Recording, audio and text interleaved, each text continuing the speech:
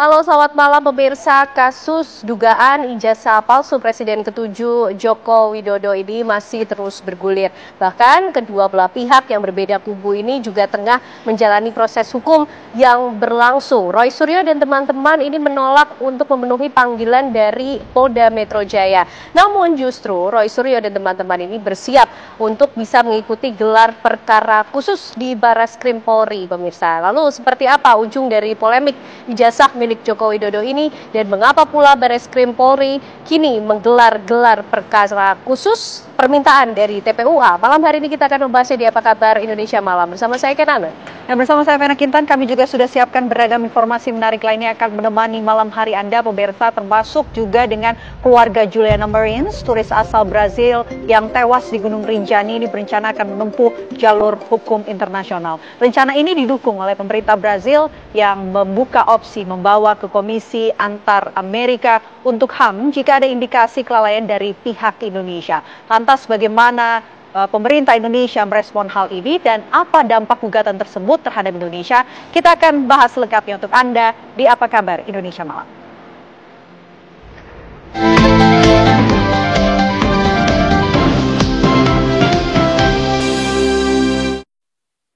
Polisi menangkap sepasang kekasih yang melakukan pencurian kacamata di optik kawasan Bekasi, Jawa Barat dan juga Kebayoran Baru, Jakarta Selatan.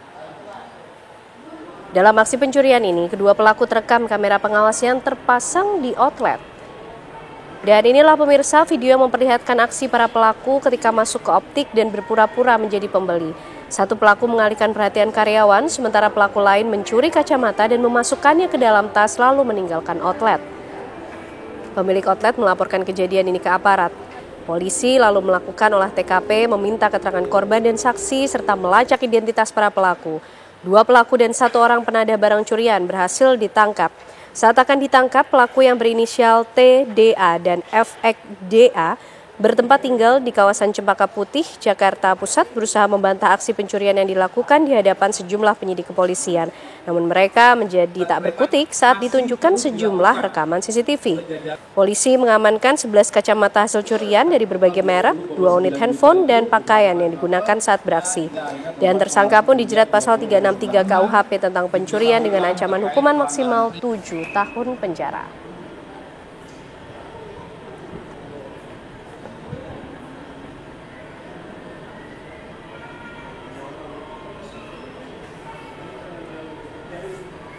Kementerian Perlindungan Pekerja Migran Indonesia P2MI menggagalkan 18 calon pekerja migran Indonesia yang berangkat secara ilegal ke Arab Saudi. Para pekerja tersebut kini sedang menjadi saksi di Polres Metro Bekasi Kota. Pasalnya, perusahaan penyalur yang akan memberangkatkan 18 PMI tersebut sudah tutup sejak tahun 2016. Kementerian P2MI melalui BP3MI Jawa Barat ini menggagalkan keberangkatan 18 calon pekerja migran Indonesia ilegal ke Arab Saudi yang ditampung oleh PT Dasa Nugraha Utama. Menteri P2MI Abdul Qadir Karding Jumat siang ini langsung menemui 18 calon pekerja migran tersebut ke Polres Metro Bekasi Kota.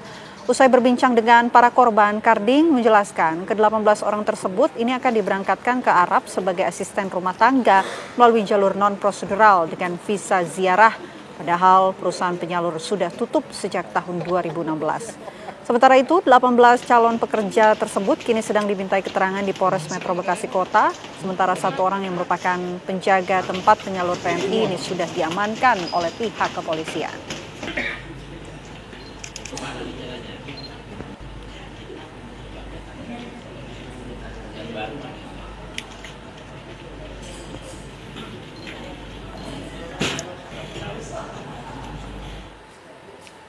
Menteri Koperasi dan Usaha Mikro Kecil dan Menengah UMKM Maman Abdurrahman ini pemirsa, ini kemudian menyambangi gedung KPK.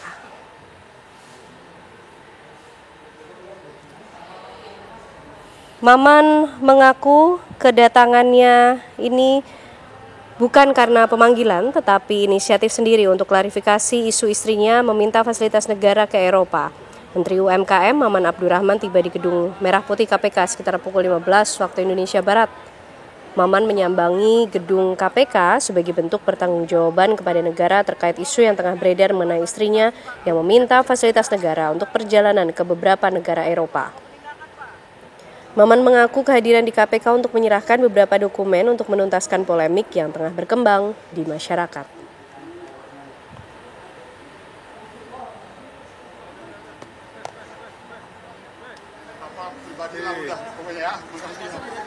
Nah, ini terkait mengenai isu bahwa keluarga saya menggunakan fasilitas negara, yang pertama, lalu menggunakan permohonan untuk dibiayai transportasi, dibiayai penginapan dan lain sebagainya.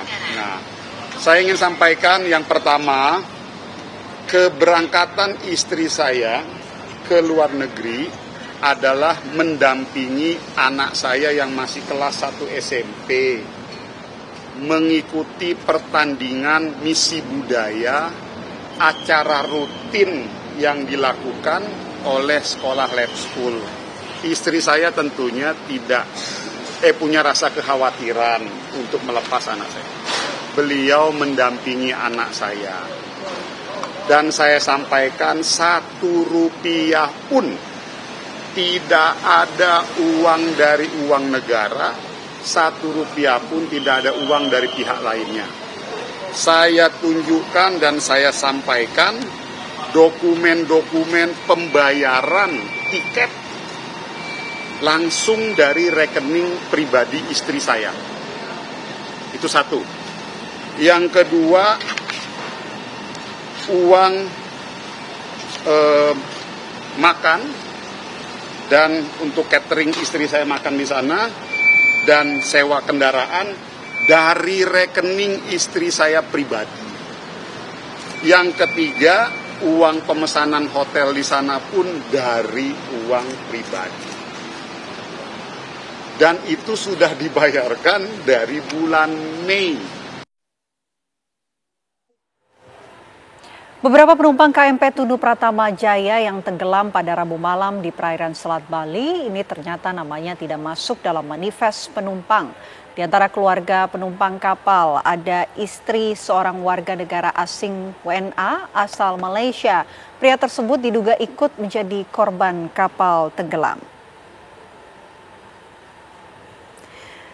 WNA bernama Fauzi bin Awang asal Kuala Lumpur, Malaysia diduga menjadi korban tenggelam KMP Tunu Pratama Jaya yang menyeberang dari Pelabuhan Ketapang, Banyuwangi menuju Gilimanuk, Bali. WNA yang berusia 55 tahun tersebut merupakan suami dari Yatini, warga desa Yosomulyo, Kecamatan Gambiran, Kabupaten Banyuwangi. Arnita, keluarga dekat Yatini, mengungkapkan Fauzi kerap melakukan perjalanan pulang pergi dari Malaysia ke Indonesia setiap 3 bulan sekali. Berdasarkan daftar manifest, Fauzi tidak masuk dalam daftar tersebut. Namun dari daftar kendaraan travel tercatat Nopol DK7994 AC yang ditumpangi Fauzi ada di dalam kapal tersebut. Hingga saat ini, Yatini dan Arnita masih menunggu kejelasan kabar nasib Fauzi. Pasalnya dalam daftar korban tak ada nama Fauzi dan tidak ada satupun nomor telepon yang bisa ia konfirmasi.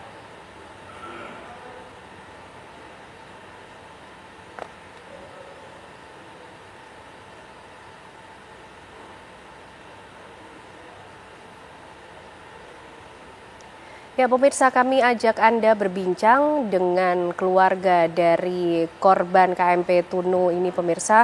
Bergabung bersama kami malam hari ini Ibu Lia Sinta Dewi. Selamat malam, Bu Sinta.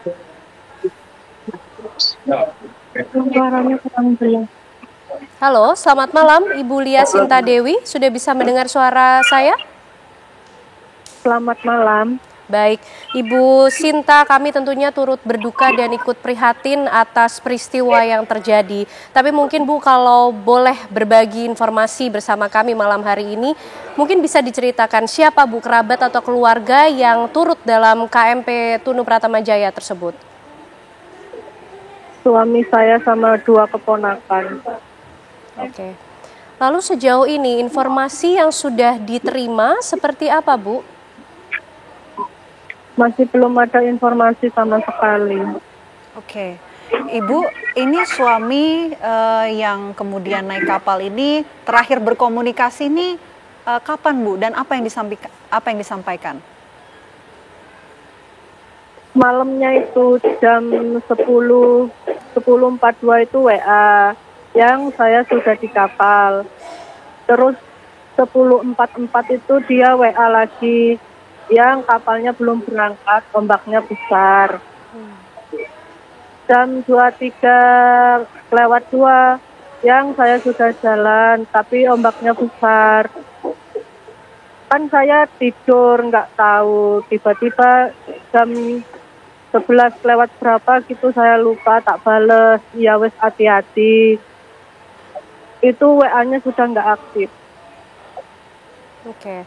Lalu Ibu Lia Sinta Dewi artinya mendapati informasi mengenai peristiwa yang menimpa kapal yang membawa suami dan keponakan Ibu ini dari mana? Pagi-pagi kakak saya yang ngabarin. Kan saya posisi lagi di Malang, jadi nggak tahu beritanya. Oke. Sejauh ini Bu, apa informasi terakhir yang disampaikan oleh petugas tentunya yang masih terus berupaya untuk mencari keberadaan dari kerabat ataupun keluarga Ibu? Ya masih menunggu informasi, harus sabar, masih diupayakan. Ya. Bu Lia, apakah kemudian suami dan juga keponakan Ibu ini sudah biasa melakukan perjalanan menggunakan kapal seperti ini, Bu? Yang didata itu supir travelnya aja. Oke.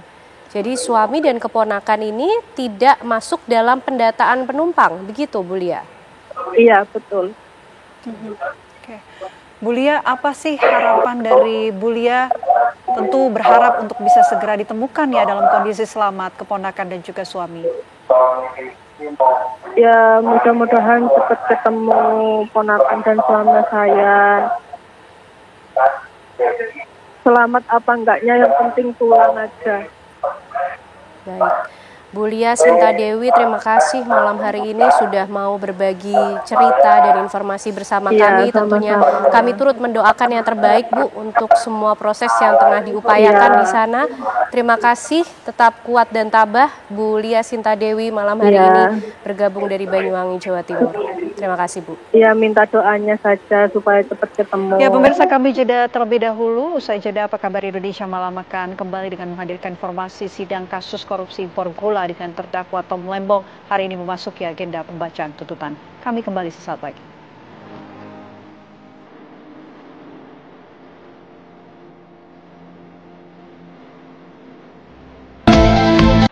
Ya, pemirsa, sidang kasus korupsi impor gula dengan terdakwa Tom Lembong hari ini memasuki agenda pembacaan tuntutan.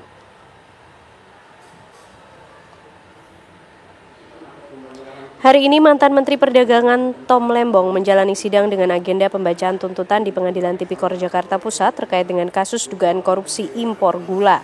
Setelah rangkaian pemeriksaan saksi dan barang bukti yang telah dilakukan sebelumnya, jaksa membacakan tuntutan. Tom Lembong dituntut 7 tahun penjara dan membayar denda 750 juta rupiah. Kasus ini berkaitan dengan kebijakan impor gula saat Tom Lembong menjabat sebagai Menteri Perdagangan yang diduga menyebabkan kerugian negara. Sebelumnya, Tom Lembong telah menjalani sidang pemeriksaan sebagai terdakwa dan memberikan tanggapannya atas dakwaan yang ditujukan kepadanya. Sesuai jadwal yang telah ditetapkan majelis hakim, setelah pembacaan tuntutan, sidang akan dilanjutkan dengan pledoi, replik, dan duplik sebelum putusan dibacakan.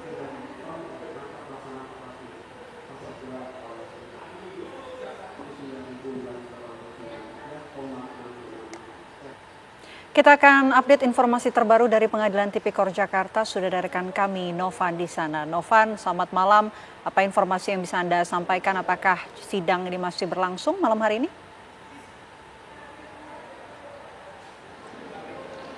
Ya, selamat malam. Sidang telah usai pada pukul 5 sore waktu Indonesia Barat dan memang hasil dari sidang pada hari ini ialah bahwasanya jaksa menuntut 7 tahun penjara untuk mantan Menteri Perdagangan Tom Lembong dan juga denda 750 juta, dan jika itu tidak dibayarkan maka akan dijatuhi dengan 6 bulan kurungan, pemirsa. Dan memang terdakwa juga dianggap terbukti bersalah melanggar Pasal 2 ayat 1 Jungto pasal 18 Undang-Undang Tipikor dan pasal 55 ayat 1 ke 1 KUHP pemirsa.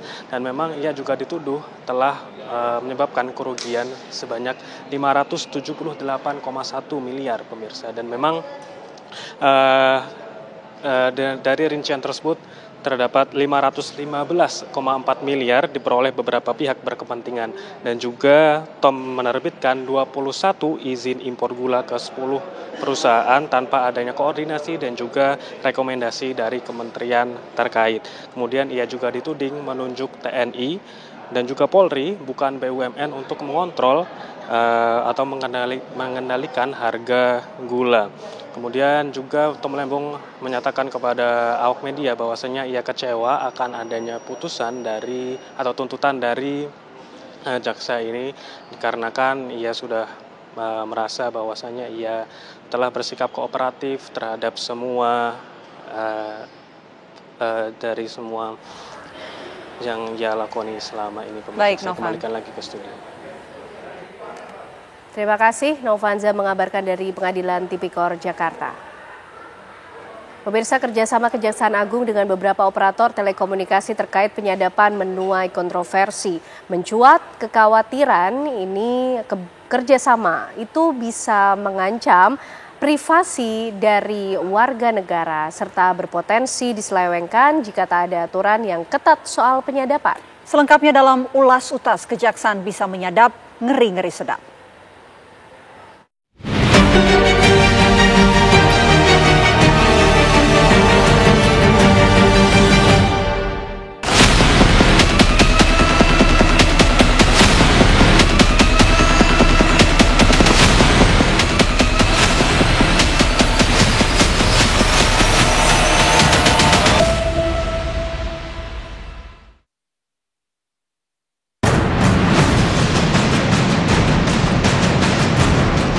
Kejaksaan Agung ibarat mendapat amunisi tambahan setelah menggandeng operator telekomunikasi untuk melakukan kerjasama dalam penyadapan.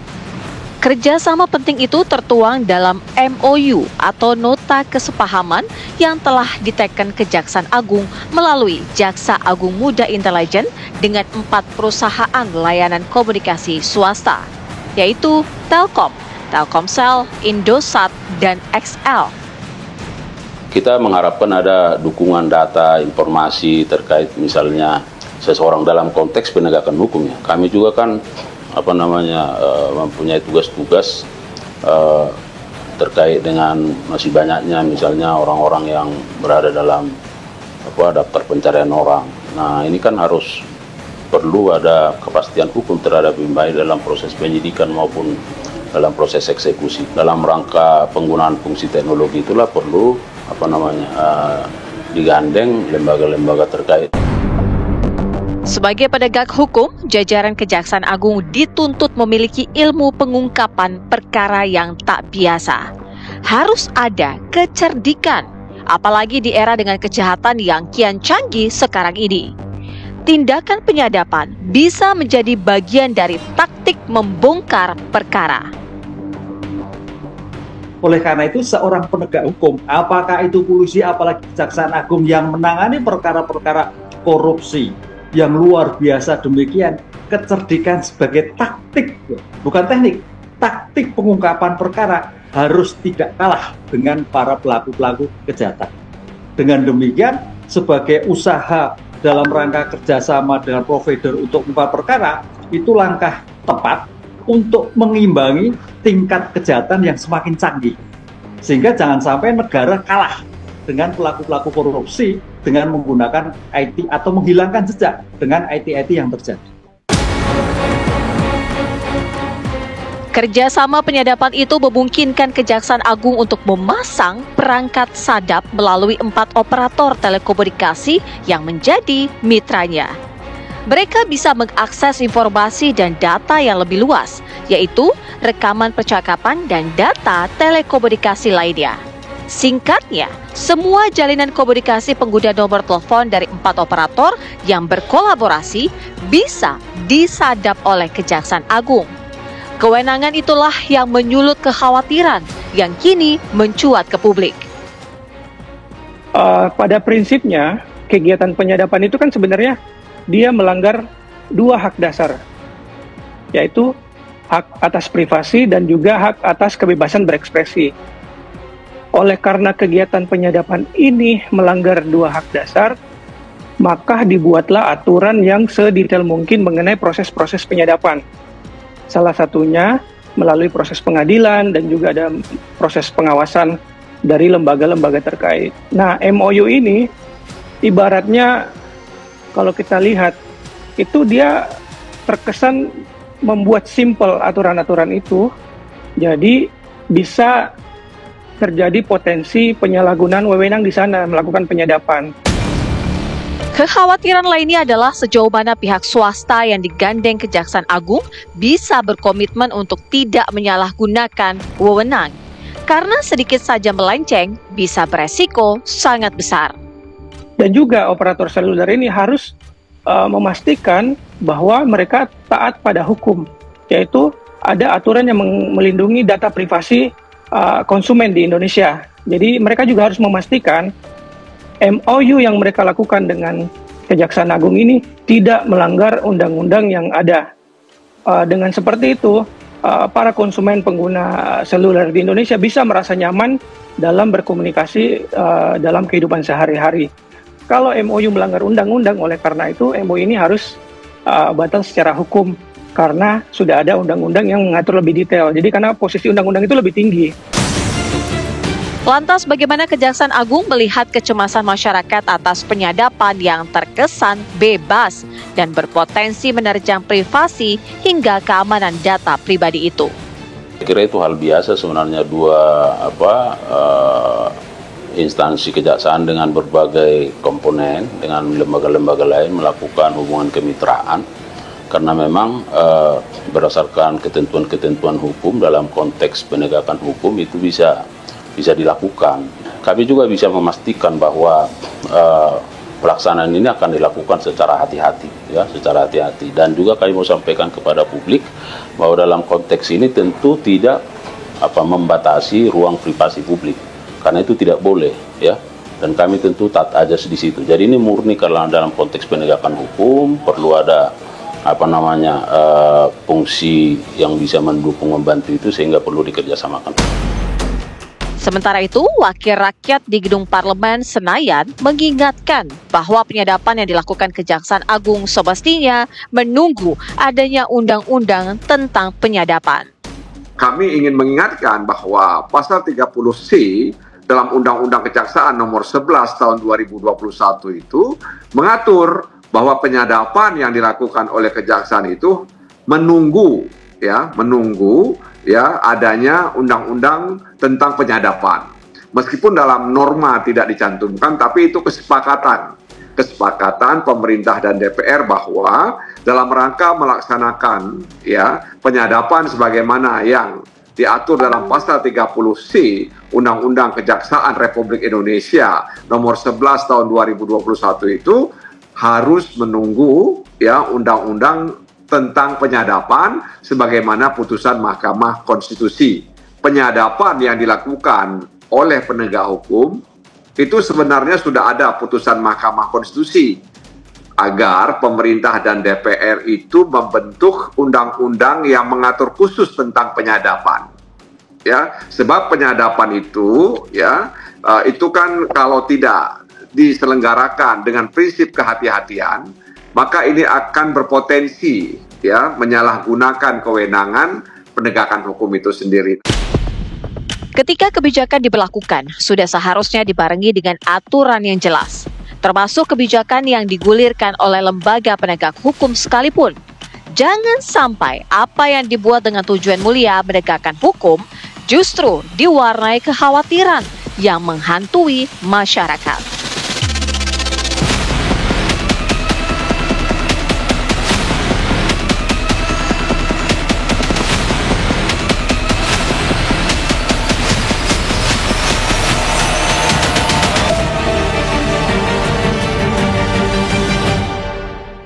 Ya pemirsa, polemik dugaan kasus ijazah palsu milik Joko Widodo ini masih terus bergulir.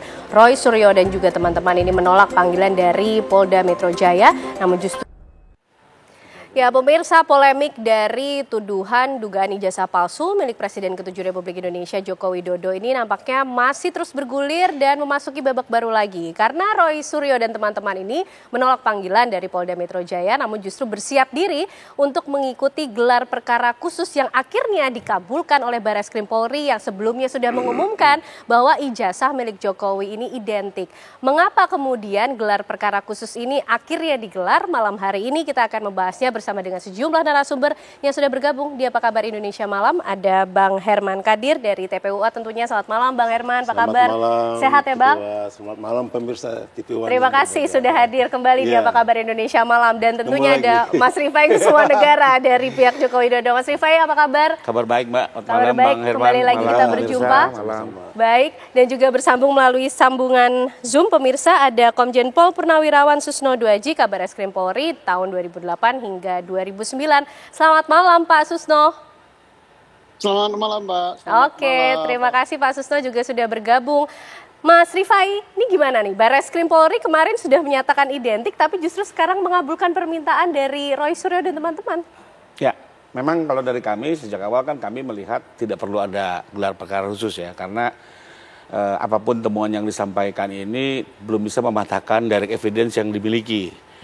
Dalam pandangan kami sudah ada 2 direct evidence yang belum bisa dipatahkan, yaitu pertama pernyataan dari Kepala Satuan Pendidikan dalam hal ini UGM yang memang menurut Undang-Undang Sisdiknas memiliki kewenangan untuk menyatakan keaslian sebuah ijazah. Kedua, pernyataan kelulusan dari seseorang dari kampus yang dikelolanya. Kedua, ada hasil puslapor yang sudah menyatakan identik, dan puslapor ini kan juga lembaga resmi ya, yang profesional, kredibel, bahkan laboratorisnya juga memiliki akreditasi dari KAN dan segala macamnya ya. Kami tidak melihat ada yang goyah dari 2 evidence ini. Tapi mungkin karena aspirasi akhirnya dipanggil, dibuka gelar khusus. Kami menghargai itu sebagai sebuah bentuk kebijakan. Tapi yang kami sayangkan kok ditunda, dan ditundanya juga dengan alasan yang menurut kami bertentangan dengan hukum acara maupun per Kapolri itu sendiri. Oke. Ya.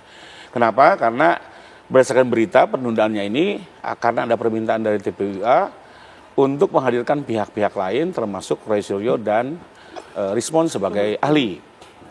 Dalam pandangan kami, pertama, menurut hukum acara itu tidak pernah dikenal ada ahli yang diajukan dari pihak pelapor.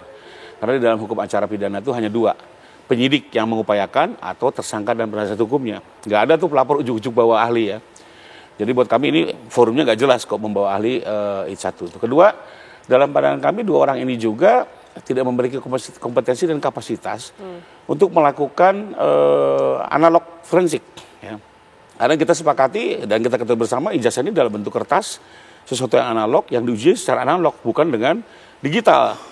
Nah, sementara mereka kan mengklaim sebagai ahli di bidang itu. Jadi kalaupun ahli di bidang itu tidak compact dengan objek yang mau diteliti. Kedua, dari segi kompetensi, kami juga masih melihat jejak pendidikan maupun pekerjaan yang dilakukan oleh kedua orang ini juga tidak berkaitan dengan forensik analog. Yang ketiga, kami berpandangan memang kedua orang ini juga selama ini sudah tendensius dan punya kepentingan. Kenapa?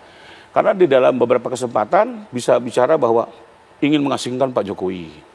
Ada lagi mempersoalkan, ujuk-ujuk mempersoalkan link sosmed anaknya Pak Jokowi yang berkaitan dengan judul. Jadi sudah di luar konteks, karena di dalam hukum acara lagi-lagi Mbak, ini nothing personal ya. Dalam hukum acara ahli itu harus independen, objektif, dan betul-betul menguasai bidang yang akan diuji. Sementara kalau kami melihat ini sudah agak jauh ya. Contoh, Polda sudah memeriksa 7 ahli Mbak ya. Coba kita lihat, dari semua 7 ahli tidak pernah ada 1 orang pun yang bicara di media atau memberikan kesimpulan-kesimpulan. Mereka duduk diam, nanti menerangkan di pengadilan. Itu yang benar. Baik, Mas Rifai, itu ditahan dulu sampai 3 poin dulu, termasuk contoh yang lainnya juga. Bang Herman, kalau menyikapi, merespon apa yang tadi poin-poin disampaikan oleh Mas Rifai, seperti apa? Gelar perkara khusus ini tidak lebih dari forum yang sepertinya nggak jelas gitu. Yang dihadirkan ahlinya juga apakah betul-betul ahli dari pihak TPUA? Jadi gini, memang tempo hari kan ada permintaan dari TPUA untuk mengirim surat, karena dari hasil lab krim yang pertama itu tim TPUA merasa tidak transparan. Nah ini akibat dari permohonan ini dikabulkan oleh Kabareskrim untuk melakukan gelar ulang dan ada surat SP2HP-nya itu dan sudah ada perintah dari Kapolri-nya juga langsung. Artinya saya salutlah sama Kapolri, artinya mau menggelar ulang perkara ini. Artinya apalagi dia ini akan melibatkan ada Komnas HAM, ada ahli yang 3 orang ini yang mengkritiki ijazah ini. Artinya ini akan dibuka secara terbuka. Nah, yang kedua, tempo hari kan dikritisi itu nggak pernah datang diperiksa. Bukan nggak pernah datang, karena Polda dengan Mabes itu berbarengan, bertabrakan itu. Jadi alasannya karena timing saja? Timing aja, itu hari Kamis sama-sama Kamis. Jadi kita dipanggil itu bertabrakan. Untungnya jadi bukan menolak ya? Bukan menolak, nggak pernah kita mau menolak tetap ini. Apalagi ini kan masih proses penyelidikan. Dan proses penyelidikan itu tidak ada kewajiban kita harus hadir atau tidak. Tapi kami secara etika mengirim surat. Saya langsung ngirim, kebetulan saya sendiri mengantar surat ke Polda Metro Jaya. Sudah ke Kamneknya itu, di Kamnek. Nah, saya udah kirim surat minta ini gitu loh. Artinya kalau polemik isu tidak hadir itu ya keliru juga. Baik, nanti kita akan luruskan atau kemudian mencari tahu lah ya sebetulnya proses di balik ini itu seperti apa dari sisi Roy Suryo dan juga teman-teman dan juga dari pihak Joko Widodo tentunya dan penjelasan dari Pak Susno Duaji. Usai jeda ya Pak Susno, kami kembali hadir untuk Anda pemirsa.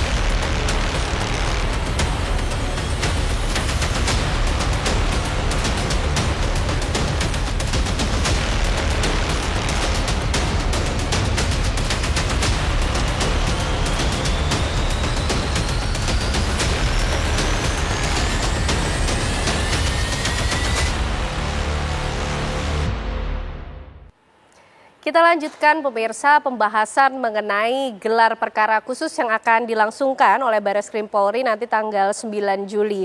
Pak Susno, ini sebagai pendidikan hukum juga bagi pemirsa dan juga masyarakat yang sudah mengikuti bagaimana perjalanan kasus ijazah Pak Jokowi ini. Pak Susno, dengan adanya gelar perkara khusus, nanti ke belakang impact-nya seperti apa? Dan kira-kira kenapa Pak Susno kok Bareskrim Polri yang kemarin menyatakan identik justru sekarang memenuhi permintaan dari TPUA? Oke, baik. Gelar perkara khusus sebenarnya gelar perkara biasa saja ya. Tetapi kenapa disebut khusus? Mungkin karena ini objek atau orang yang diperiksa itu menyangkut mantan Presiden Republik Indonesia, tokoh berpengaruh. Kemudian hal yang diperiksa terkait dengan ijazah palsu. Nah, benar apa tidak palsu itu, Bareskrim sudah memberi pernyataan bahwa ijazah itu identik. Identik itu menimbulkan pertanyaan yang besar. Identik dengan mana? Kalau identik dengan yang palsu berarti palsu juga.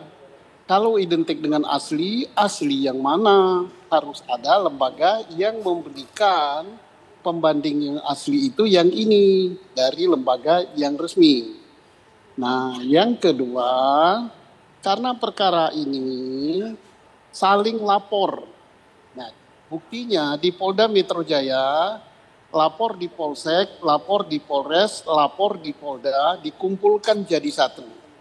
Nah, demikian juga mestinya Markas Besar Kepolisian Republik Indonesia Bareskrim Polri menarik perkara yang di Polda menjadi satu diperiksa di Bareskrim Polri. Supaya tidak ada persepsi masyarakat, loh yang ini diperiksa di Polda, yang ini diperiksa di Mabes. Yang ini sudah menyatakan dihentikan penyelidikan, yang ini penyelidikan jalan terus. Jadi kita berharap ini ditarik ke markas besar. Tidak ada Polda menangani, Mabes menangani. Oke. Yang ketiga, bahwa harus perlakuan yang sama. Mengapa perlakuan yang sama? Jangan sampai yang melapor ke Polda terlihat lebih proaktif penyidiknya. yang dilaporkan di Mabes terlihat penyidiknya kurang proaktif. Nah, kenapa? Di dalam hal ini bukan perkara perdata, ini perkara pidana. Perkara pidana yang harus proaktif mencari alat bukti itu adalah pelapor. Nah, kemudian alat yang dilaporkan oleh pelapor disampaikan kepada penyidik, kemudian penyidiklah yang aktif untuk membuktikan apakah alat bukti yang disampaikan oleh pelapor itu benar adanya. Tidak hanya cukup jumlah alat bukti itu. Alat bukti, ada minimal alat bukti sesuai pasal 184 dan alat bukti yang satu dengan alat bukti yang lain harus saling berhubungan. Jadi bukan jumlahnya. Wah, sudah meriksa 79 saksi. 8 ahli. Ini itu nggak penting. Walaupun hanya 2 saksi, walaupun hanya 1 ahli, tetapi satu sama lain bersesuaian. Itu kualitasnya bagus sekali. Nah, dikarenakan perkara ini, ya, perkara masih dua-duanya dalam taraf penyelidikan, maka harus hati-hati Polri menyelidiki. Nah, menyelidik itu hanya belum sampai masuk tahap penyidikan, belum pro justisia. Benar tadi kalau dikatakan ada panggilan, ya tidak datang nggak apa-apa, itu bukan panggilan, itu undangan. Undangan itu untuk mencari informasi. Itu tidak pro justisia. Beda dengan penyidikan. Penyidikan kalau sudah dipanggil 1 kali, panggil sekali lagi masih tidak datang ya dijemput gitu. Baik. Kalau ini tidak. Baik, Pak Susno. Mungkin sampai situ dulu karena kita nanti juga ingin tahu lanjutannya. Apakah kemudian ada potensi naik ke penyidikan? Akankah mungkin ada tersangka di Barreskrim Polri itu tadi? Tapi saya tanggapi sedikit, Mbak. Baik, silakan Pak Susno. Untuk kemungkinan ada tersangka sangat sulit, ya. Apalagi mentersangkakan pencemaran nama baik, ya, di Polda Metro itu sulit sekali. Karena apa? Harus dibuktikan dulu objeknya itu betul-betul asli. Nah, kalau objeknya saja tidak asli, ya berarti pencemaran nama baiknya gugur. Tapi kalau masih remang-remang, hanya identik, tidak bisa untuk mentersangkakan Pak Rismon CS gitu. Itu jadi sangat ditunggu, tergantung dengan terbukti apa tidak ijazah itu asli atau palsu. Oke, baik Pak Susno. Mas Rifai, ini menarik nih, kayak potensi ditemukannya tersangka mengenai pencemaran nama baik justru kecil. Dan apa yang berlangsung di Barreskrim Polri ini hal yang biasa kok, menjadi khusus karena ini kemudian Pak Jokowi, Presiden ke-7 Republik Indonesia. Enggak, memang gelar perkara itu sesuatu yang biasa ya, bahkan sering kami menghadiri. Cuma yang jadi persoalan adalah tidak ada alasan untuk melakukan gelar. Kedua, penundaan yang diminta kemarin itu menurut kami cukup mengagetkan ya, terjadi penundaan. Apalagi dari dalam pemberitaan seolah-olah mau melibatkan banyak pihak. Kami tidak keberatan melibatkan banyak pihak. Kalau perlu media meliput pun silakan. Tapi satu, atas inisiatif penyidik. Jangan karena desakan TPUA. Karena buat kami nggak bisa dong pelapor mendikte penyidik. Penyidik harus berdiri di tengah, dia harus netral, gitu ya. Itu sebenarnya yang menjadi concern kami.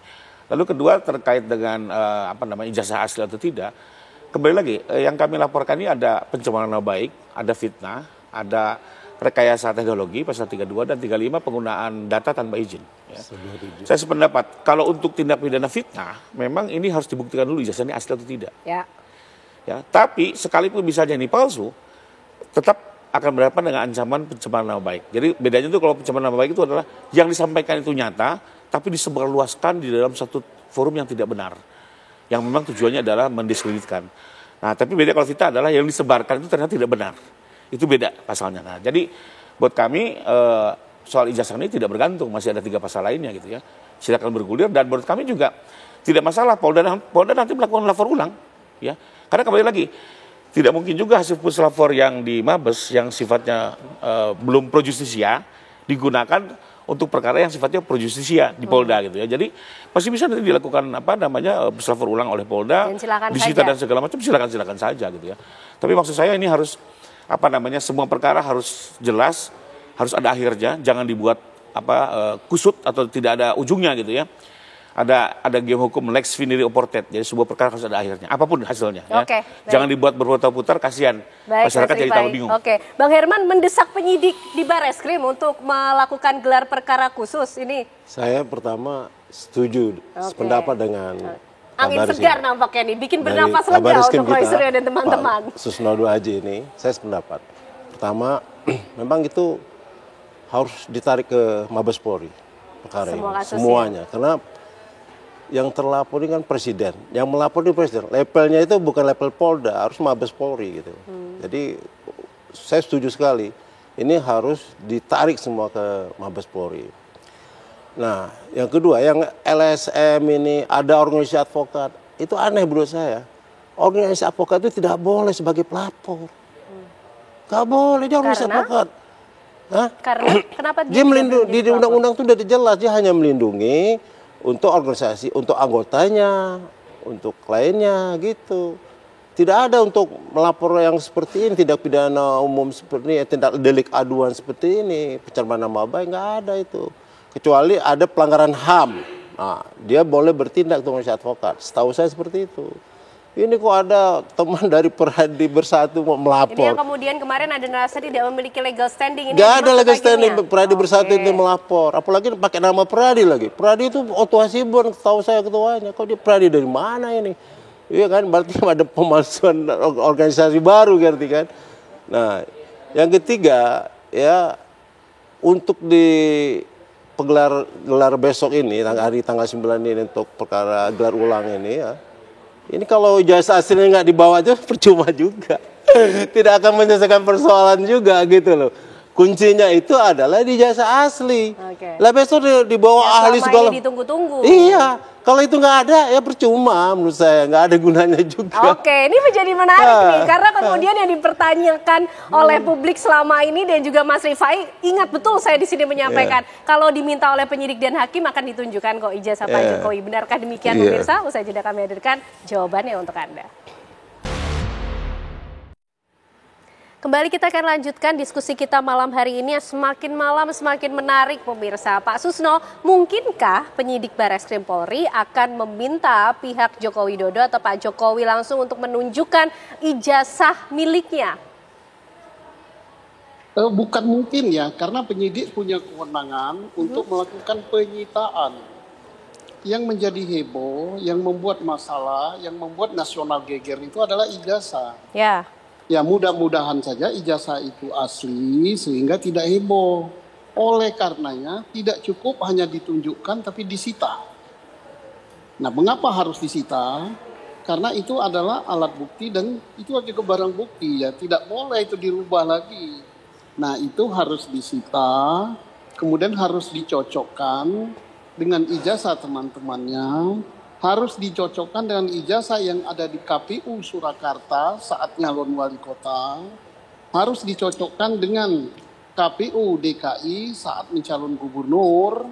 Harus dicocokkan dengan KPU nasional saat mencalon presiden 2014 dan presiden 2019. Nah, kalau itu sudah terbukti asli, selesai masalah ini. Masalah tentang pelaporan ijazah palsu. Tinggal nanti ke pelaporan Pak Jokowi bahwa nama baiknya dicemarkan. Mengapa dicemarkan? Karena ijazahnya asli dikira tidak asli. Tetapi kalau Pak Jokowi memaafkan ya jadi lain ya. Jadi sangat ya, berapa kali sangat saya katakan bahwa ijazah itu sangat penting. Maka tidak cukup hanya ditunjukkan, tidak cukup hanya diperlihatkan kemudian dibawa pulang. Tidak cukup dengan alasan bahwa itu pasti asli karena yang mengantarkan adik iparnya. Oh, itu enggak jaminan. Jadi harus disita. Oke, baik Pak Susno. Mas Rifai, ini saya ingat betul ya waktu itu sebelah saya ini Mas Rifai bilang sendiri kalau penyidik atau hakim yang meminta ijazah Pak Jokowi akan diberikan. Pak Susno juga bilang jangankan ditunjukkan, justru harus disita. Gimana nih Mas Rifai, siap? Oke, jadi pertama kami masih konsisten ya apa yang disampaikan Pak Jokowi. Sepanjang diminta oleh penegak hukum, pasti beliau akan serahkan. Bahkan kemarin pun waktu di Bareskrim itu kan tidak ada penyitaan, sekedar permintaan gitu ya. Kita serahkan, ditahan hampir sekitar 3 minggu, 2-3 minggu. Yang ternyata kemudian dikirim ke Puslapor gitu ya. Nah, terkait dengan penyitaan, persoalannya adalah sekarang ini kan masih penyelidikan. Tidak mungkin penyidik melakukan penyitaan karena masih dalam konteks penyelidikan. Sehingga tadinya kalau menurut saya melihat yang Barreskrim sudah selesai. Kalau mau didalami nanti yang di Polda. Di Polda itu kan bisa naik ke penyidikan, disita, dilakukan lapor ulang, itu bisa.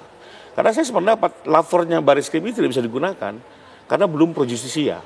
Nah, kalau mau pro justisia nanti di Polda saja dilakukan penyitaan, dilakukan lapor ulang, bahkan dengan metode baru yang disarankan Pak Susno ya, dicocokkan juga dengan KPU dan mana KPU. Tapi setuju kita terbuka, kami yakin kok ini asli ya. Jadi silakan saja mau dikembangkan. Kalau kemarin kan hanya dibandingkan dengan 3 ijazah teman lainnya.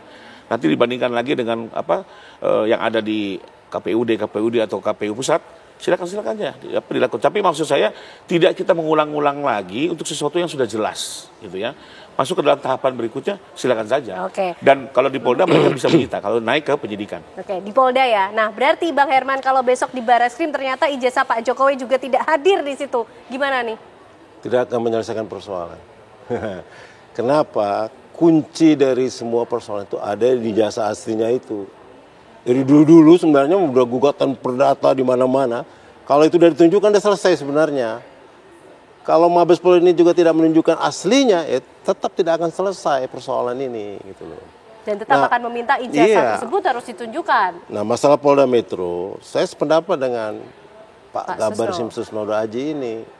Polda itu tidak akan bisa naik sepanjang hasil itu ya, putusan pengadilan mengatakan ijazah Pak Jokowi itu asli atau non identik. Ya, kalau asli udah bisa naik tuh perkara Polda. Kalau ini nggak sampai sepanjang ini tidak ada membuktikan, ya tidak bisa dibuktikan secara hukum, ya artinya belum ada putusan pengadilan yang menyatakan bahwa ijazahnya asli, Polda itu tidak akan bisa naik. Karena itu jelas itu delik aduan yang menyangkut mas ijazahnya, maka dicatatkan dulu ijazahnya itu asli. Harus selesai dulu case by case-nya. Iya, itu asli dulu. Kalau memang itu udah bilang asli, baru mereka ini bisa naik ke tingkat penyidikan gitu loh. Berarti sudah ada tersangkanya, sudah ada pelapornya yang jelas gitu. Kalau sekarang kan masih penyelidikan terus. Kenapa tidak naik? Ya itu tadi. Saya sangat yakin Polda ini belum berani menaik karena tidak ada yang menyatakan ijazah Jokowi itu asli. Itu tidak berani dia. Apalagi Pak Jokowi udah bilang, wah gua kasihan gua untuk perkara ini udah mau selesaikan aja lah katanya. Oke. Pak Susno, Polda Metro Jaya ini akan bersikap lebih berani lagi atau naik levelnya di tingkat yang lebih atas lagi juga melihat bagaimana Barreskrim Polri nanti akan menggelar perkara tersebut? Ya saya kira begini ya. Untuk 2 alat bukti dalam hal meningkatkan penyelidikan menjadi penyidikan sudah bisa. Nah, oleh karenanya ijazah disita, apa yang dipersoalkan skripsi disita, dan hal-hal lain yang terkait dengan pendaftaran mahasiswa disita, segala macam administrasi lain disita. Mengapa harus disita? Karena yang dicari di dalam perkara pidana bukan kebenaran formal bahwa ini ada ijazah asli, dikeluarkan oleh lembaga yang asli, diakui oleh lembaga itu. Bukan itu saja. Asli ijazahnya, asli lembaga yang mengeluarkan, kebenaran materialnya benar enggak? Artinya untuk mendapatkan ijazah yang dikatakan asli itu, memenuhi standar tidak? Dia kuliah di situ apa tidak? Kuliah tamat apa tidak? Kemudian skripsinya memenuhi syarat apa tidak. Nah, ini nanti baru minta saksi dari perguruan Dirjen Pendidikan Tinggi. Kalau misalnya skripsi tidak selesai, kalau apa-apa, jangan nanti saksinya juga dari UGM juga.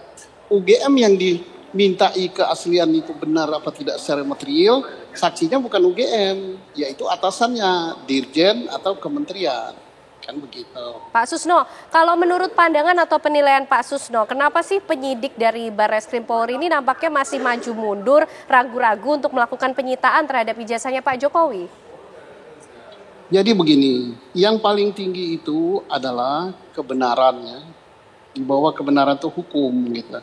Jadi tidak perlu takut lagi dengan presiden, dengan pejabat, dengan apa-apa. Ya udahlah, demi menegakkan kebenaran, karena rakyat menunggu ya. Kita tidak mengatakan ijazah Pak Jokowi itu palsu, tidak juga mengatakan ijazah Pak Jokowi itu asli. Nah, rakyat menunggu hasil penyelidikan yang benar secara formal dan benar secara material itu apa. Boleh palsu, boleh asli, supaya tidak menimbulkan kegaduhan. Jadi nggak perlu takut gitu. Dan saya yakin adik-adik saya, junior-junior saya punya keberanian untuk itu, supaya hal ini tidak gaduh lama gitu ya. Kasihan gitu, masih banyak masalah lain, yaitu masalah kesejahteraan, masalah pembangunan, masalah APBN kita bagaimana. Ya, Pak Susno. Baik Pak Susno, Mas Rifai, ini atas nama kebenaran, kemudian nanti kalau Polda Metro Jaya ataupun Barreskrim akan menyita ijazah Pak Jokowi siap akan mengikuti proses hukum yang diminta? Kita oke aja, ya siapapun yang jangankan menyita, diminta secara sukarela pun kita serahkan. Ya. Lalu sekarang mau disita silakan aja. Tapi kembali lagi, semua harus terang, jelas. Jangan ada keraguan. Pada saat mengambil keputusan ini clean and clear, harus berani pertahankan di depan publik gitu. Jangan ada keberatan ini itu maju mundur. Itu yang membuat kami berharap ada satu kewibawaan di sini dalam proses hukum gitu ya. Soal kebenaran mau diuji dengan cara apapun ya kami siap. Tapi dengan cara-cara hukum ya. Bukan hanya sekedar ayo tunjukkan gitu kan. Kemarin salah satunya ahli Pak Rismon kata ayo tunjukkan, kita ke Solo seperti anak kecil, tunjukkan. Pertanyaannya itu kan kayak lebih memuaskan hasrat atau diri saja. Pertanyaannya kalau ditunjukkan pun apakah mata Anda bisa menguji keaslian atau kepalsuan? Tidak juga. Balik lagi ke puslapor. Hanya itu metodenya. Jadi terbuka saja sepanjang ini proses hukum yang berlangsung dan harus transparan ya. Supaya clear. Karena itu yang diinginkan Pak Jokowi juga, kebenaran untuk semuanya. Dan ada kewibawaan juga penegak hukum. Jangan sudah mengambil alih, nggak berani bersikap juga. Oke, jadi tidak kemudian justru bolanya kembali ke Pak Jokowi. Kembali gitu lagi ya. ke situ. Oke, Bang Herman, persiapannya nanti untuk tanggal 9 seperti apa? Ya teman-teman udah siap semua, baik Pak Roy dan kawan-kawan udah siap semua. Artinya ya mudah-mudahan ya. Kalau harapan saya, pertemuan besok tanggal 9 itu bisa menyelesaikan semua persoalan hukum ini.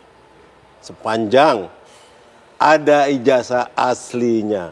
Gitu. Kalau ini tidak ada jalan tak ada ujung nantinya. Tidak akan pernah selesai.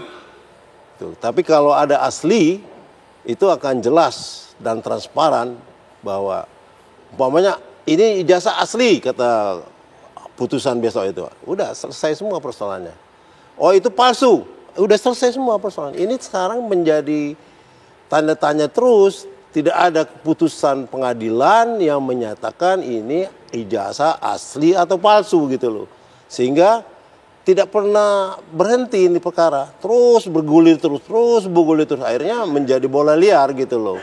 Oke, baik. Apakah kemudian tanda tanya itu sebentar lagi akan kita lihat menemukan berubah menjadi tanda titik gitu karena sudah cukup panjang episode perjalanan dari ijazah Pak Jokowi ini dan tentunya atas nama kebenaran, kewibawaan penegak hukum yang kita harapkan juga. Terima kasih Bang Herman, Mas Rifai, Pak Susno Duaji malam hari ini sudah bergabung bersama kami di Apa Kabar Indonesia Malam. Sehat selalu semuanya. Usai jeda pemirsa, Apa Kabar Indonesia Malam masih akan menemani Anda dengan pembahasan lainnya bersama dengan Vena Kintan. Baik, terima kasih Ken Ana. Usai jeda Apa Kabar Indonesia Malam akan kembali, kita akan hadirkan pembahasan pemirsa keluarga Juliana Marins yang tewas di Gunung Rinjani berapa waktu lalu ini akan menempuh kasus hukum. Kita akan bahas selengkapnya di Apa Kabar Indonesia Malam untuk Anda. Anda kembali menyaksikan Apa Kabar Indonesia Malam pemirsa. Beberapa penumpang KMP Tunu Pratama Jaya yang tenggelam pada Rabu malam di perairan Selat Bali ternyata namanya tidak masuk dalam manifest penumpang. Di antara keluarga penumpang kapal ada istri seorang warga negara asing WNA asal Malaysia. Pria tersebut diduga ikut menjadi korban kapal tenggelam. WNA bernama Fauzi bin Awang asal Kuala Lumpur, Malaysia diduga menjadi korban tenggelam KMP Tunu Pratama Jaya yang menyeberang dari Pelabuhan Ketapang, Banyuwangi menuju Gilimanuk, Bali. WNA yang berusia 55 tahun tersebut merupakan suami dari Yatini, warga desa Yosomulyo, Kecamatan Gambiran, Kabupaten Banyuwangi. Arnita, keluarga dekat Yatini, mengungkapkan Fauzi kerap melakukan perjalanan pulang pergi dari Malaysia ke Indonesia setiap 3 bulan sekali. Berdasarkan daftar manifest, Fauzi tidak masuk dalam daftar tersebut. Namun dari daftar kendaraan travel tercatat nomor polisi DK 7994 Aceh yang ditumpangi Fauzi ada di dalam kapal tersebut.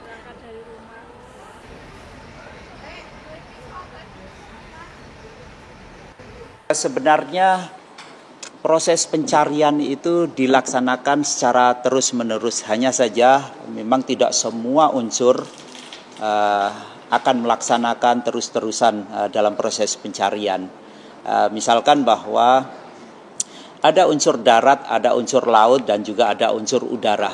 Unsur laut saya rasa dengan media dan juga dengan fasilitas yang ada terus akan kita lakukan. Begitu juga unsur darat, kita melibatkan teman-teman dari TNI Angkatan Darat, Babinsa, begitu juga teman-teman dari kepolisian, Babin Kamtibmas, juga bekerja sama dengan masyarakat untuk tetap melaksanakan pencarian. Jadi hanya unsur-unsur tertentu yang dihentikan, misalkan seperti pesawat, seperti itu, Mbak. Ternyata perkembangannya arus berubah arah ke arah selatan. Sehingga tadi pagi pada saat operasi pencarian dilaksanakan, ternyata memang benar bahwa korban banyak ditemukan di 12 nautical mile arah selatan dari lokasi tempat tenggelamnya kapal. Sehingga operasi akan kita selesaikan dengan kondisi cuaca dan juga arus di laut itu sendiri. Kita ke informasi lainnya, pemirsa, kematian Juliana Marins menyisakan duka bagi keluarga yang menilai ada indikasi kelalaian saat proses evakuasi. Keluarga dan pemerintah Brazil membuka kemungkinan membawa masalah ini ke ranah hukum.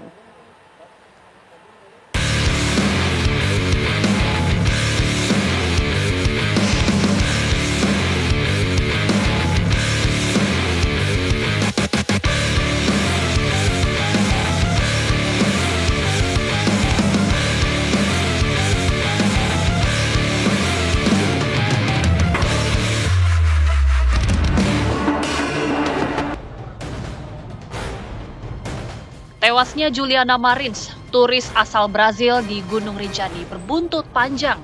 Usai dievakuasi dan dikembalikan ke Brazil pada Senin kemarin, pihak keluarga masih mempermasalahkan kematian Juliana. Pihak keluarga menilai adanya unsur kelalaian dari pihak Indonesia yang dianggap tidak cepat bertindak dan melakukan pertolongan.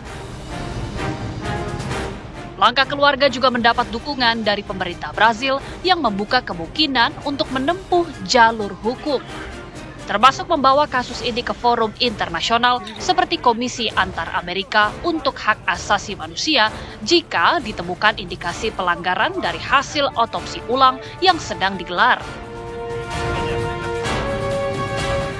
Sebelumnya, Juliana Marins terjatuh pada 21 Juni pukul 6.30 WITA dan baru ditemukan tim SAR gabungan pada 23 Juni pukul 7.05 WITA.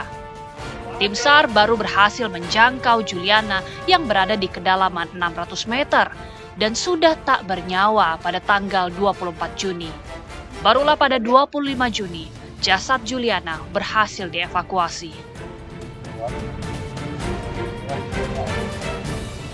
Bagaimana pemerintah harus merespons gugatan ini? Seperti apakah dampak dari gugatan di IAHCR terhadap pemerintah Indonesia?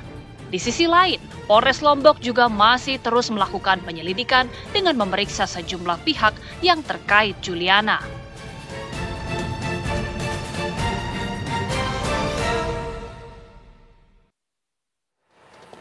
Keluarga Juliana Marins, turis asal Brazil yang tewas di Gunung Rinjani, ini berencana akan menempuh hukum internasional. Rencana ini pun didukung oleh pemerintah Brazil yang membuka opsi membawa ke Komisi Antar Amerika untuk HAM jika ada indikasi kelalaian dari pihak Indonesia.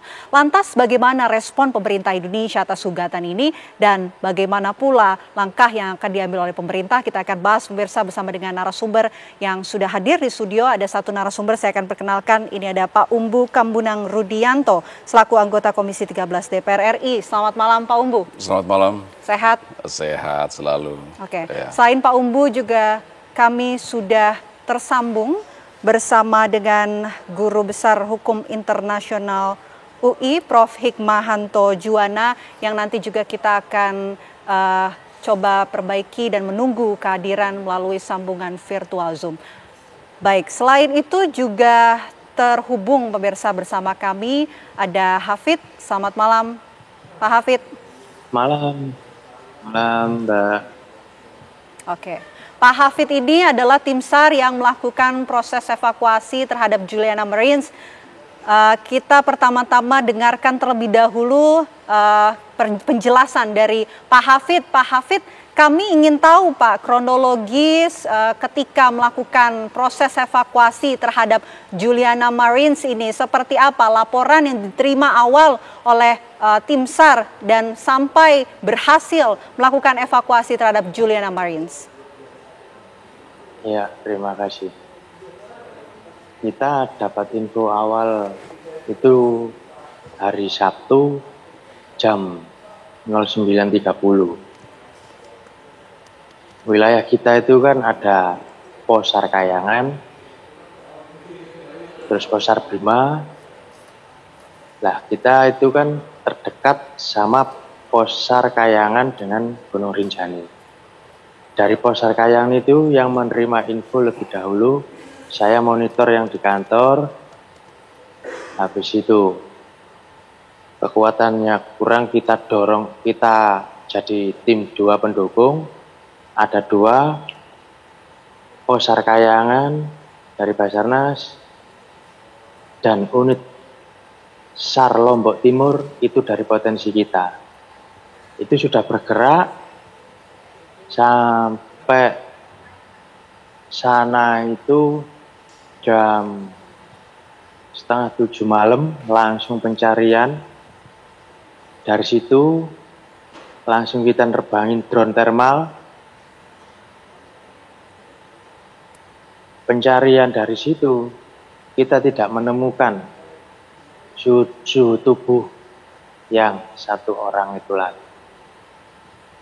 Sampai tim potensi kita itu di situ bermalam, tidak terekspos Bang Samsul itu. Yang pertama kali turun di 150, nggak ada di situ yang sesuai video. Sampai paginya Bang Samsul baru nyari lagi, nggak ada, naik pas hari Minggu kan. Sampai malam itu Mbak, sampai nggak naik lagi, tidur di situ. Drone sambil mantau, oke balik. Saya jalan hari Sabtu juga, saya nyampe di Pos 2 malam bersamaan Brimob 11 orang. Dari situ kita lanjut besok pagi itu kita langsung mengakses ke LKP. Karena perjalanan malam kita tidak memungkinkan dengan kabut. Dikarenakan di situ juga ada lereng sebelah kirinya. Dikhawatirkan kita nanti malah membahayakan kita sendiri. Minggu nyampe LKP, lokasi kejadian TKM, tempat kejadian musibah. Minggu kita mencoba menaikkan drone lagi, cuman sebentar karena kabutnya sangat amat sulit. Akhirnya menggunakan drone punya wisatawan, tidak tembus juga. Kita menunggu kabut, malah jadi hujan hari Minggu. Akhirnya kita memutuskan, oke, kita turun. Kita bermusyawarah lagi, diskusi lagi, briefing, rencana buat besok.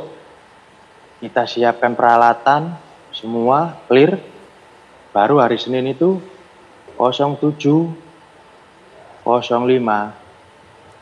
Survivor sudah terlihat di atas batu yang paling besar di terasan 2. Secara tidak langsung Juliana jatuh 2 kali. Pertama di teras 1, habis itu di teras kedua. Di teras 1 itu memang pasir, habis tebingan itu slope itu kemiringan. Dari situ dia masih bertahan. Tapi semenjak 07 06.30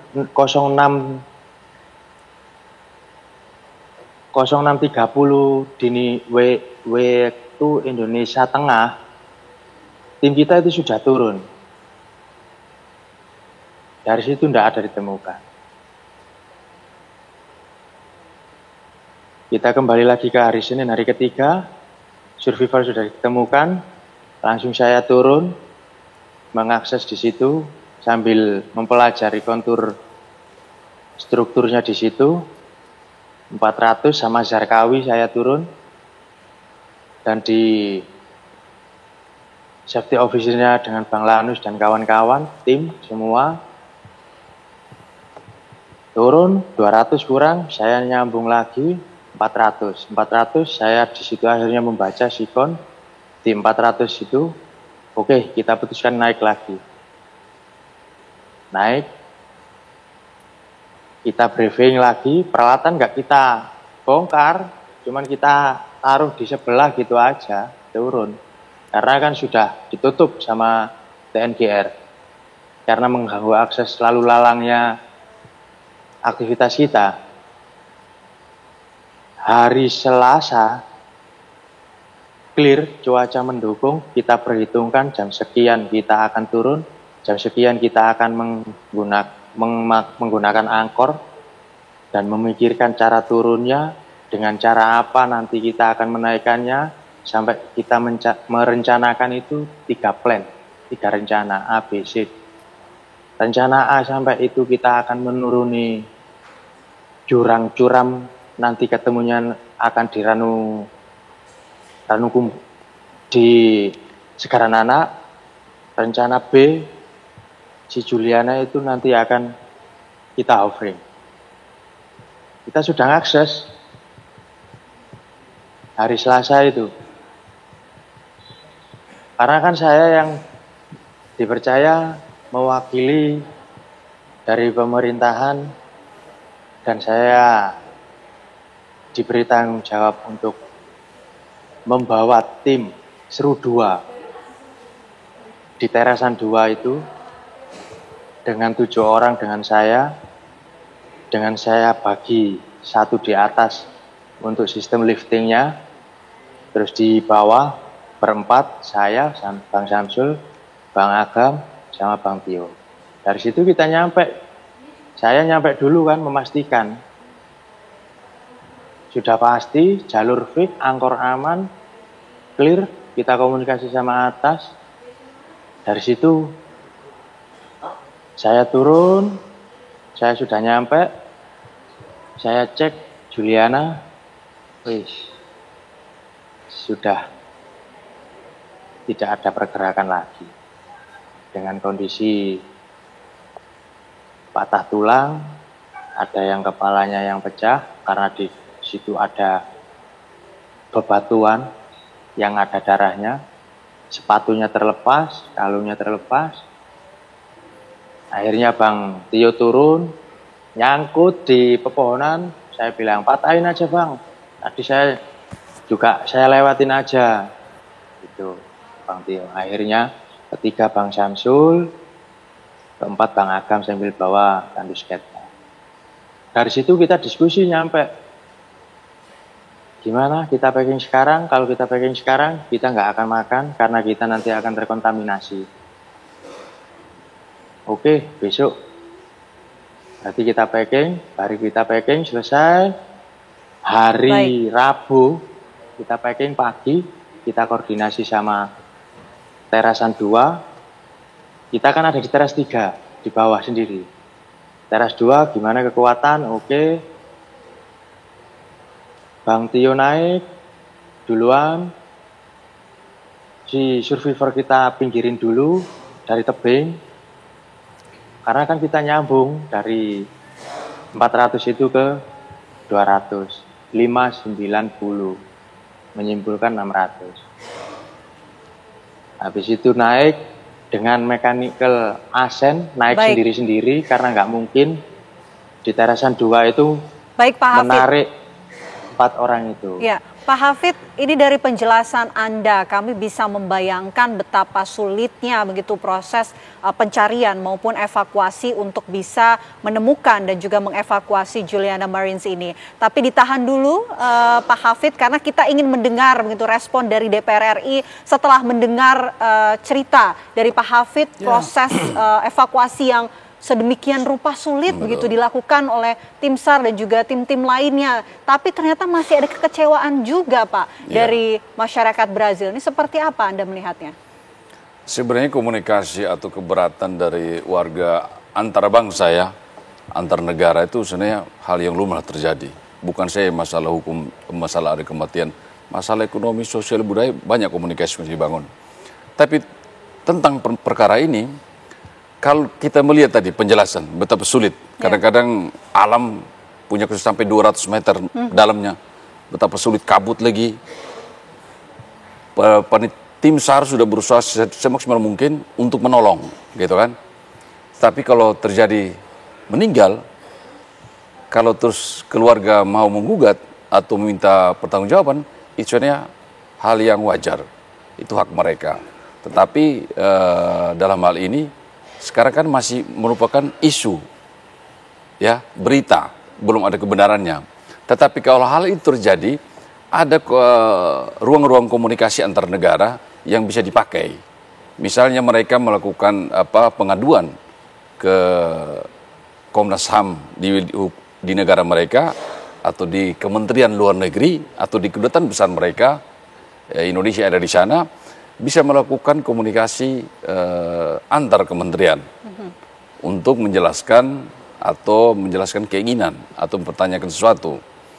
Dengan adanya isu begini ya, ini merupakan bagus juga supaya pemerintah dalam hal ini kepolisian kan bisa melakukan olah TKP, olah tempat kejadian musibah tersebut, bisa melakukan autopsi dan lain-lain, gitu. Jadi jika seandainya ada pertanyaan atau sampai ada gugatan ke Mahkamah Internasional, maka pemerintah bisa menyiapkan argumen-argumen tersebut lewat Kementerian Luar Negeri yang dibantu oleh Kementerian Hukum dan HAM.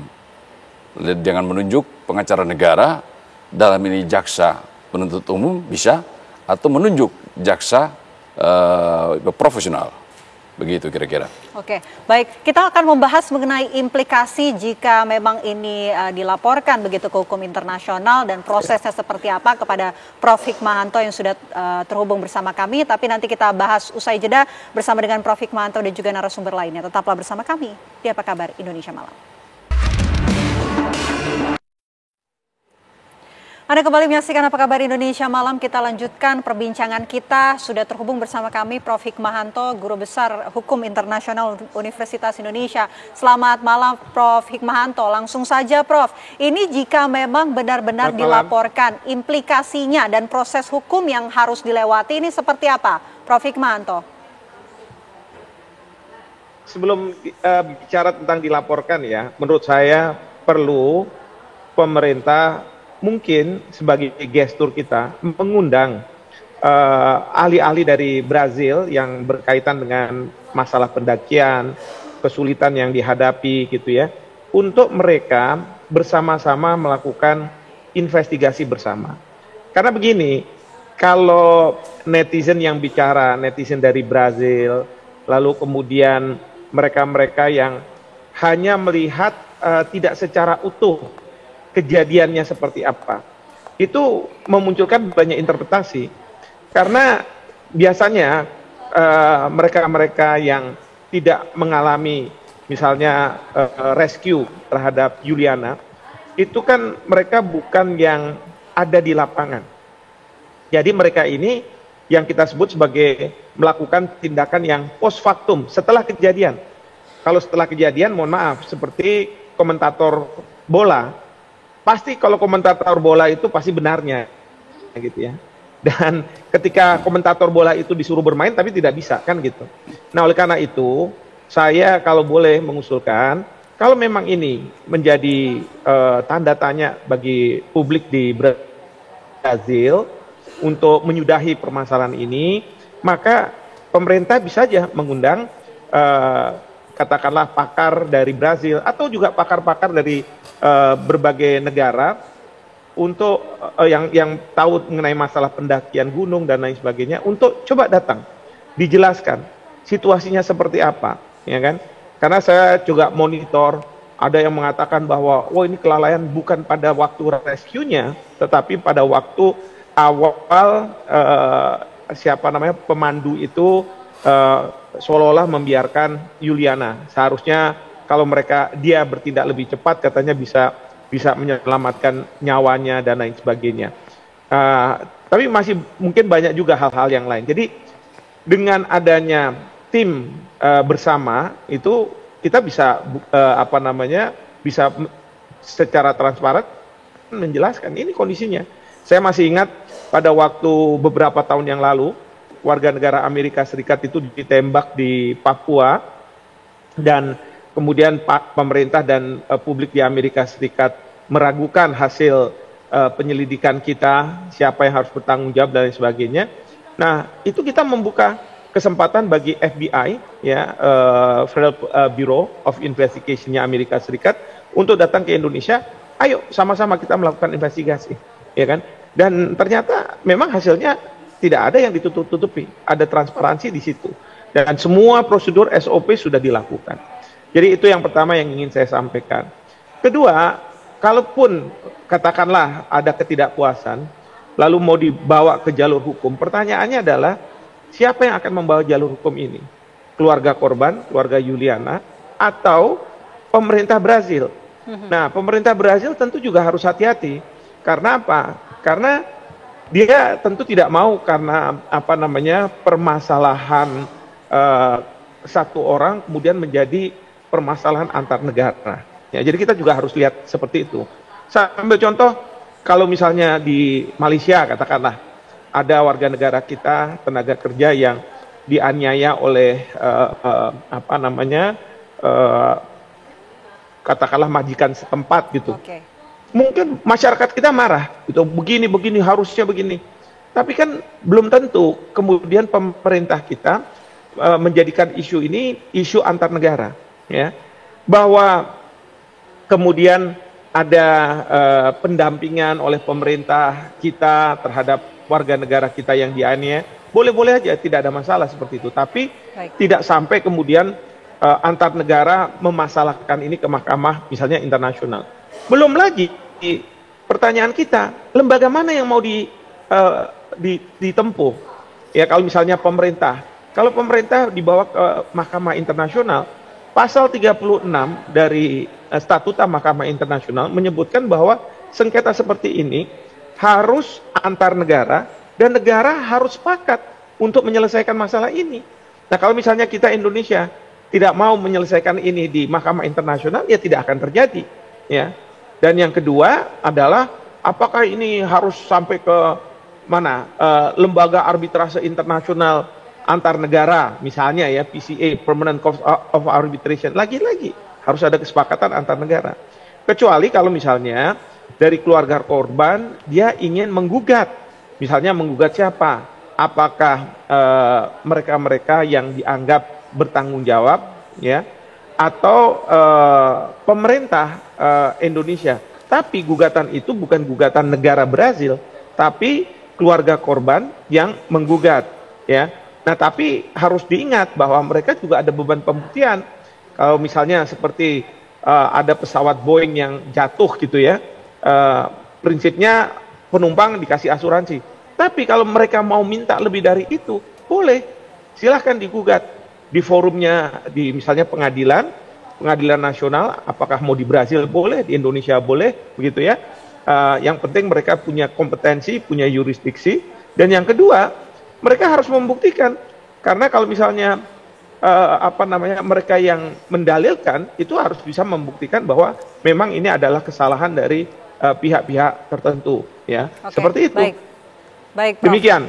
Baik, saya mau ke Pak Umbu kalau begitu. Ya. Pak Umbu, ini kalau kata Prof. Hikmahanto, solusi yang bisa dilakukan ini adalah untuk mengundang ahli Brazil atau ahli dari negara-negara lain. Tapi sebetulnya ada nggak sih yang bisa dilakukan oleh pemerintah ataupun masyarakat Indonesia sebelum menunggu proses yang begitu panjang yang disebutkan oleh Prof. Hikmahanto? Saya setuju dengan Pak Prof tadi mengatakan, jadi ya saya sudah katakan tadi bahwa ada ruang-ruang diskusi yang bisa dibangun. Ya, sebelum tahap selanjutnya. Ruang diskusi, contoh kita investigasi bersama. Ini kesempatan kita juga pemerintah dan kepolisian atau tim SAR melakukan olah TKM. Terus menyusun kronologis perkara, kronologis kasus ya. Atau ke bencana ini, atau tewasnya siapa? Cewek ini ya. Ya, Julian. Nah, dibangun suatu rekonstruksi, terus tim SAR itu diperiksa, terus itu menjadi dokumen kita untuk mempersiapkan jika terjadi digugat benar, itu menjadikan bukti kita. Seperti Prof katakan tadi bahwa siapa yang menggugat dia harus mendalilkan apa yang harus selayaknya dilakukan jika terjadi kecelakaan. Kita lihat fakta di lapangan, di TV tadi kita lihat betapa sulitnya kondisi alam tersebut. Tim SAR sampai berapa hari, 3-4 hari, menggunakan helikopter, menggunakan tenaga manusia, alat dan sebagainya. Itu bukti nyata bahwa keseriusan tim SAR untuk menyelamatkan korban. Tapi kalau itu pun dinilai kurang, ya silakan buktikan. Silakan buktikan lewat pengadilan misalnya. Begitu. Oke. Baik. Saya mau ke Pak Hafid kalau begitu. Pak Hafid, antisipasi yang akan disiapkan oleh tim SAR begitu, mungkin ada solusi-solusi yang akan dilakukan, salah satunya akan melakukan investigasi melibatkan ahli-ahli dari negara Brazil ataupun ini. Apa yang sudah disiapkan antisipasinya? Antisipasinya nanti kita akan mengajak dia turun, saya yang bikin sistem di atas biar tahu kayak gimana di bawah dan cuacanya kayak gimana. Gitu. Oke, baik. Karena cuaca nggak bisa ditawar di sana. Kalau udah kabut sudah 5 meter, kita pun diam, nggak berani gerak. Bila mana ada batu yang runtuh, nggak kelihatan, itu yang nggak kita mau. Ya. Baik, Prof Hikmahanto, antisipasi Prof agar kedepannya hal ini tidak terjadi, apa yang harus dilakukan oleh Gunung Rinjani ini, tim ataupun Gunung Rinjani ini? Ya, yang pasti saya sudah melihat berita di mana Bapak Gubernur NTB melakukan pembenahan apa yang harus dilakukan. Bahkan saya mendengar juga pendamping itu kalau misalnya dikatakan ada yang salah dan lain sebagainya, itu sudah di blacklist selama beberapa bulan ke depan, tidak boleh melakukan pendampingan. Lalu yang kedua, memang dari sisi SAR, kalau misalnya kejadian seperti ini terjadi, apakah berbagai peralatan itu sudah memadai? Karena kita tahu bahwa Gunung Rinjani ini sudah menjadi objek wisata bagi banyak warga negara mancanegara. Ya. Nah ini artinya apa? Kita juga harus sudah siap. Kita nggak boleh cuman sekedarnya saja, walaupun mungkin kita beli peralatan mahal belum tentu digunakan, tapi nggak apa-apa. Menurut saya memang harus dilakukan seperti itu. Karena apa? Nah ini Menteri Pariwisata harus memikirkan bahwa pariwisata itu bukan cuman di mall atau mungkin di pantai dan lain sebagainya, tapi banyak warga negara asing mau pergi ke wilayah-wilayah yang memang menantang. Nah kita juga tahu itu, dan kita harus melakukan upaya-upaya untuk memastikan ya bahwa anggaran bagi SAR di sana memadai, semua ada dan lain sebagainya, bahkan rumah sakit juga harus rumah sakit yang baik dan lain sebagainya. Itu kita harus persiapkan. Baik, sebagai pelajaran. Untuk pelajaran itu yang harus dipersiapkan. Terima kasih banyak Prof Hikmahanto, terima kasih Pak Hafid, terima kasih Pak Ubu atas waktunya di Apa Kabar Indonesia. Kita pantau dan juga lihat bagaimana tindak lanjut dari peristiwa ini. Terima kasih semua. Terima kasih. Ya pemirsa, diskusi kita tadi sekaligus menutup perjumpaan kita di Apa Kabar Indonesia Malam. Saya Vena Kintan. Dan saya pemirsa Ken Ane pamit undur diri, namun sesaat lagi program One on One akan hadir untuk Anda bersama dengan Maria Asegaf. Akhir kata kami dari Apa Kabar Indonesia Malam pamit. Terima kasih, selamat malam. Sampai jumpa.